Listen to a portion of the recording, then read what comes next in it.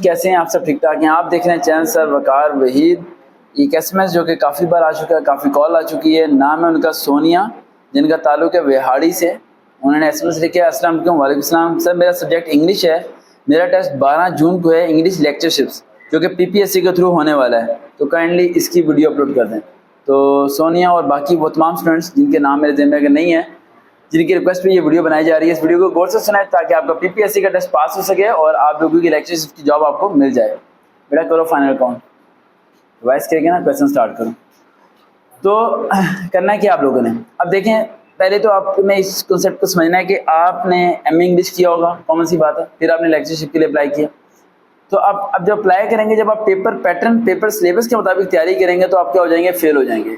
आपने अपनी स्ट्रेटजी को फोकस करना है और ये सोचना है कि यार मैंने जो पीपीएससी में 21 सब्जेक्ट के लिए अप्लाई किया है, उसमें पास होने के बाद मेरी जॉब कौन सी होगी। तो आपको क्या जॉब मिलेगा?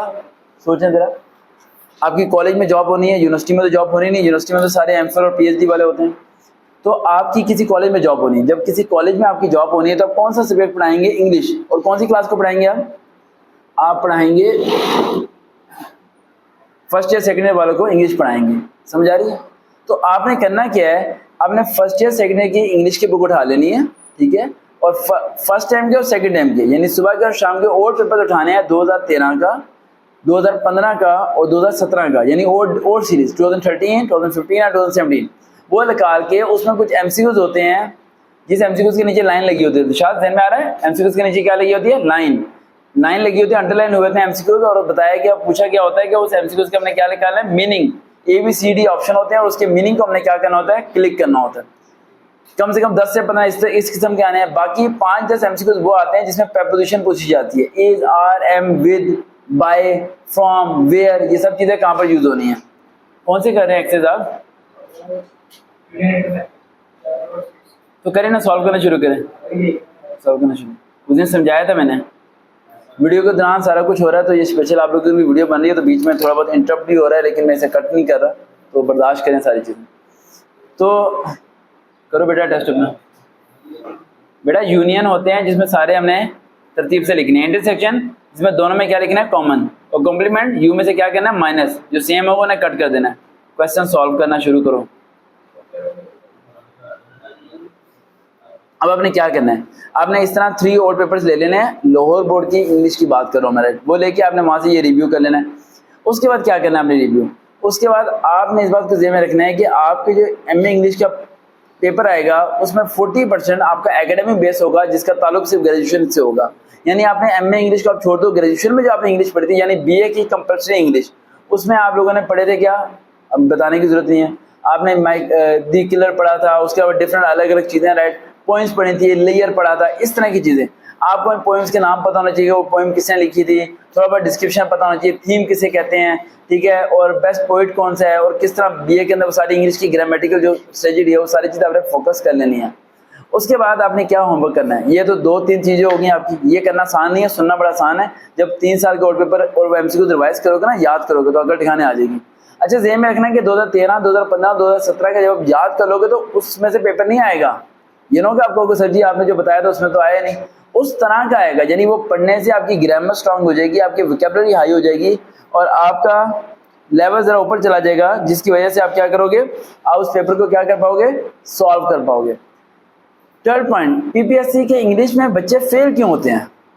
उसकी वजह क्या है? बेसिकली वजह ये होती है कि वो पार्ट ऑफ द स्पीच को ज़हन में रख के मार्क्स ऑप्शन को टिक कर रहे होते हैं। आपने पार्ट ऑफ द स्पीच नहीं ज़हन में रखना। आप कोई इंग्लिश सबटाइटल मूवी डाउनलोड कर लें या यूट्यूब पे जाके देख लें, तो आप देखें उनकी जो कन्वर्सेशन होती है, जो बातचीत होती है, उसमें पार्ट ऑफ स्पीच का धज्जियां उड़ा दी गई होती है। जिस तरह हम उर्दू में, कभी आपने देखा उर्दू में कोई इसम मारफा वगैरह सारी चीज़ों को इकट्ठा करके बोल रहा हूँ, आप लोग क्या बोल रहे होते हो?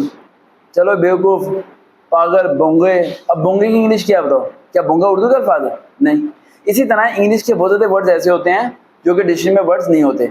जब वहाँ पर अपने सेंटेंसेस को कंप्लीट करना है, तो आपने इस बात पे फोकस करना है कि क्या वो सेंटेंस सूटेबल है या नहीं है। वट वो पार्ट ऑफ स्पीच को फिलअप करता है या नहीं करता, वो सूटेबल है या नहीं है, इस चीज़ को देख के उसे मार्कअप कर देना, टिक कर देना। उसके बाद क्या करना है? ये 3-4 चीज़ें होंगी। उसके बाद सबसे इंपॉर्टेंट चीज़ जो जिसके लिए आप इंतजार करें कि अगर कोई आपको ऑप्शन ना आती तो क्या होगा। वैसे तो पीपीएससी में नेगेटिव मार्किंग है, अगर आप गलत मार्क कर देंगे तो बड़ी प्रॉब्लम है।